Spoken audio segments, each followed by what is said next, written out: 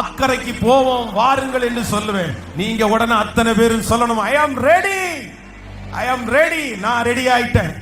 எத்தனை பேர் ஆமே? இப்போ ஆண்டவர் வந்து மோட்டரை ஸ்டார்ட் பண்றாரு, கப்பல்ல ஏறி உட்கார்ந்துட்டாரு. எல்லாரும் திரும்பி ஏசப்பாவை பாக்குறாங்க. ரைட் போகணுமா, லெஃப்ட் போகணுமா, ஸ்ட்ரைட் போகணுமா அப்படின்னு பாக்குறாங்க.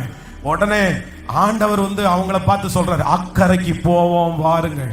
அப்ப அத்தனை பேருடைய மனசுலையும் தோணுது, ஆண்டவரே அங்கதான் ஒரு வேலையும் இல்லையே, நம்ம ரைட்டு போக கூடாது ஆண்டவரே, நம்ம லெஃப்ட் தான் போகணும் அப்படின்னு.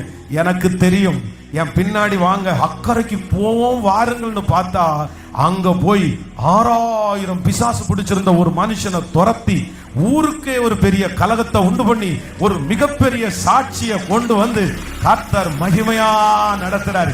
அந்த தேவன் தான் இன்றைக்கு இந்த 2026வது வருஷம் உங்க என் கையை பிடிச்சு சொல்றாரு, எந்திரே, நீ படுத்து கிடந்தது போதும், நீ சோர்ந்து போய் கிடந்தது போதும், நீ மனம் தொடர்ந்து போய் கிடந்தது போதும். உன் மேல நான் வச்சிருக்கிற அபிஷேகம் பெருசு, உன் மேல நான் வச்சிருக்கிற திட்டம் பெருசு, உன்னை குறிச்ச அழைப்பு பெருசு.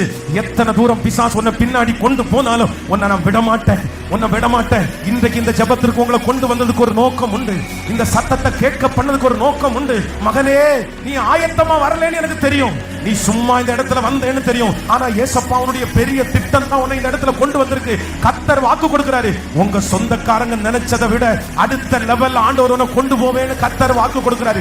உங்க அம்மா அப்பா நினைக்கிறத விட ஒரு அடுத்த லெவல்ல நல்ல கைகளை தட்டி நம்புறவங்க ஆமென்.